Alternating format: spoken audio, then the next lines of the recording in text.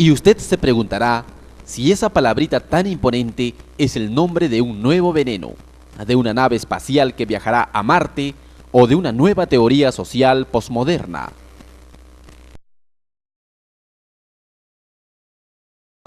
No, no tengo idea. Ni idea. Ya, muchas gracias. No, no tengo idea. Muchas gracias. No, no sabré. No tiene idea. No. Gracias.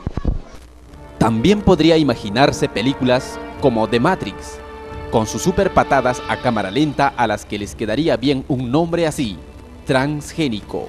Pero no, los transgénicos son otra cosa. Para los propulsores de la biotecnología, es la panacea que solucionará el hambre mundial. Sus defensores afirman que los transgénicos no son más que los frutos de la manipulación genética. Son plantas a las que se les han agregado genes ajenos, que les confieren la resistencia a plagas o a sequías y nuevos nutrientes. O se les han retirado sustancias tóxicas que ocasionan alergias. Con esto, los que promueven los alimentos transgénicos prometen calmar el hambre del mundo, ya que según ellos se asegura una mayor producción de alimentos super mejorados y resistentes a plagas. El hombre actualmente está trabajando en lo que es cómo lograr nuevos materiales que, digamos, tenemos dos especies que tienen características, propiedades diferentes, ¿no es cierto? Unas especies que son, digamos, de mayor resistencia al transporte, o sea, que no se dañan fácilmente. Entonces, genes de una especie son transferidos, son trasladados a la especie que es de nuestra utilidad. Por ejemplo, les digo, el caso del tomate. Saben ustedes que el tomate para transportar se daña muy rápidamente, especialmente las variedades clásicas se dañan muy rápidamente. O sea, no toleran, no resisten el transporte. Una ama de casa puede comprar hoy día y de repente más tarde ya está dañado, se dan cuenta del fruto. Entonces, hace ya unos buenos años, más de 20 años más o menos, se está trabajando ya en Estados Unidos y otros países avanzados han logrado pues incorporar el gen que controla la maduración del tomate, o sea, hacer que el proceso de maduración se retrase un poco y le dé también consistencia al fruto. Entonces eso permite que mejore el manejo post cosecha, en el caso concretamente del tomate, por ejemplo, ¿no? Bueno, y se trabaja también en otras especies, en la misma papa también se está trabajando para resistencia a virus, en fin, o sea, se busca genes que sean resistentes a tal o cual enfermedad, a tal o cual problema, y se introducen en aquellas especies que son de nuestra utilidad. Sin embargo, para los ecologistas es una amenaza que se cierne sobre la humanidad, que conlleva riesgos a la salud humana y una eminente catástrofe ecológica. Los seres vivos transmiten sus características a sus descendientes a través de los genes. Los genes están en los cromosomas, donde cada gen determina cada característica particular de cada individuo: altura, color, resistencia a determinada enfermedad, etc. A esto se suma el descubrimiento de enzimas, que son sustancias que funcionan a manera de tijeras con las cuales cortan y pegan genes. Estos conocimientos abrieron puertas a la ingeniería genética, permitiendo en la actualidad la posibilidad de crear artificialmente organismos nuevos, a través de la combinación de genes de especies totalmente distintas. Hoy en día, de repente, a nivel mundial, ya se ven los daños causados a través de la modificación de alimentos naturales, podríamos decirlo, ¿no? Entonces, por ejemplo, si hablamos de transgénicos, son aquellos alimentos modificados genéticamente, ¿no? Donde ha habido una alteración genética, ¿no? Dentro de su cadena genética del alimento, mejor dicho, de la planta, ¿no? Entonces, esto ha producido grandes daños. Hoy en día se ve, ¿no? Grandes daños ecológicos, ¿no? Especialmente en lo que es a nivel salud también, a nivel cultural, ¿no? Entonces la transgenia viene produciendo grandes cantidades de alimento a nivel mundial con el lema, entre comillas, ¿no? Calmar, ¿no? O satisfacer el hambre mundial que hoy en día nos azota, ¿no? Especialmente en los países de la India o del África, ¿no? Entonces, empresas como por ejemplo, hablamos de la Monsanto, Novartis, ¿no? Hablamos de la empresa DuPont, y grandes transnacionales europeas y americanas, norteamericanas, ¿no? Que producen estos alimentos, ¿no? Pero que no han medido las graves consecuencias que hoy en día se están suscitando y que hoy en día están produciendo, ¿no?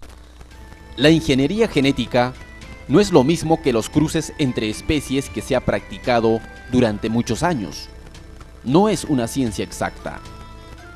Si usted prueba una papa modificada con genes de frutilla y es alérgico a la frutilla, es posible que esto le cause daño. Como los alimentos transgénicos no llevan una etiqueta informativa, quienes sufren de estas alergias no tienen cómo saber si lo que van a consumir puede implicar algún riesgo, o en caso de sufrir reacción alérgica, qué ingrediente la provocó. Los alimentos transgénicos pueden incrementar la resistencia a los antibióticos, con lo que resulta más difícil controlar las enfermedades. La manipulación genética puede aumentar los niveles de toxinas vegetales naturalmente presentes en los alimentos o desarrollar toxinas totalmente nuevas. Y tomamos como ejemplo al tomate, ¿no? El tomate dice que es, por ejemplo, dentro de su cadena genética se le introduce un gen animal, ¿no? En este caso puede ser de salmón o de algún pescado o de algún, por ejemplo, de algún ser viviente, ¿no? Que pertenezca al reino animal, pero que no pertenece al reino vegetal. Por ejemplo, si hablamos de la papa también, ¿no? En la papa se le ha insertado un gen, ¿no? Que producto de un animal, especialmente del pescado polar o ártico, ¿no? Dentro de la cual ese gen de ese salmón o de ese pez, podríamos decirlo, ¿no? Se encuentra un gen que provoca, bueno, que produce una proteína que lo hace inmune al frío. Es decir, que el salmón prácticamente en el polo sur, pues está como si estuviéramos acá nosotros, ¿no? En la primavera, ¿no? Él no siente el frío. Entonces ese gen lo introducen en la papa y en la papa empieza a producir una otra especie, ¿no? Una papa que si de repente puede ser inmune al frío, ¿no? O a las heladas, ¿no? Entonces frente a una helada a determinadas alturas, la papa crece como si estuviese a una temperatura adecuada, ¿no? Y la planta no sufre ningún daño. Entonces esa alteración genética, ¿no? Prácticamente ha provocado hoy en día, decíamos, ¿no? Grandes riesgos, ¿no? Porque esa papa ya no es, podríamos decirlo, dentro de su cadena genética, ya no es una planta que pertenezca al reino vegetal, sino ya tiene una alteración de un gen animal, ¿no? Entonces esa planta, ¿qué pasa? Dice, produce una papa fuerte, de repente muy bonita, de repente muy lúcida en cuanto a su aspecto físico, ¿no? Pero que internamente ya tiene una alteración genética que lo hace como si fuéramos, ustedes han visto a los niños siameses, decíamos, ¿no? Esos niños que nacen con dos cabezas, ¿no? Igual, es una papa mutante, ¿no? Entonces cuando nosotros la consumimos, nuestro organismo no la reconoce. ¿Por qué? Porque nosotros tenemos enzimas, ¿no? Nuestro estómago segrega enzimas que al contacto con las enzimas de la papa, ¿no? Se produce lo que es la transformación y la asimilación de los nutrientes de esa papa, podríamos decirlo, ¿no?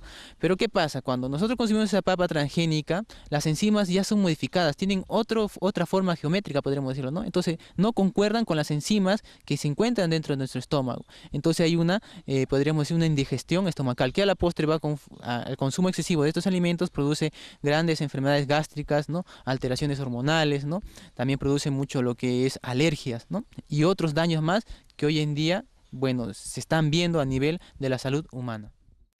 Pero también tiene efectos nocivos en los ecosistemas.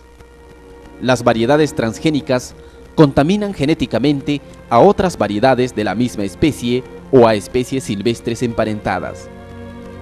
Por ejemplo, en México, el Centro de Diversidad y Origen Mundial del Maíz, los maíces transgénicos importados de Estados Unidos están contaminando las variedades tradicionales.